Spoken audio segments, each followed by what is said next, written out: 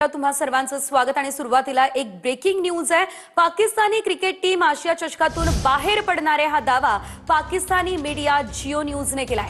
पाकिस्तान आज यूएई सोबतची मॅच खेळणारही नाहीये, तर पीसीबीने पाकिस्तानी खेळाडूंना हॉटेलमध्येच थांबण्यास सांगितलं असल्याची माहिती आहे। दरम्यान भारतीय खेळाडूंनी पाकिस्तानी खेळाडूंसोबत हँडशेक न केल्यानं पाकिस्तानला चांगल्याच मिरच्या झोंबल्या होत्या, तर पाकिस्ताननं मॅच रेफरीला हटवण्याची आयसीसीकडे मागणीही केलेली। मात्र आता आयसीसीने याला नकार दिला असल्याचं देखील समोर आलंय।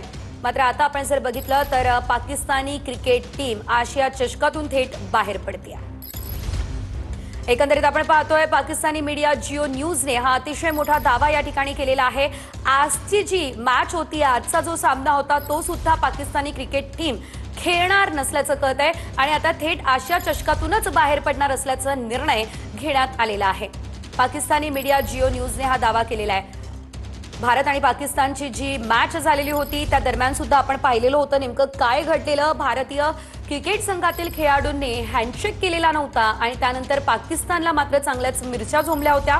मात्र आता आपण जर बघितलं तर थेट पाकिस्तानी क्रिकेट टीम आशिया चषकातून बाहेर पडणार असल्याची ही मोठी बातमी समोर येते आणि या सर्व खेळाडूंना पीसीबीने हॉटेलमध्येच थांबायला सुद्धा सांगितलेलं आहे।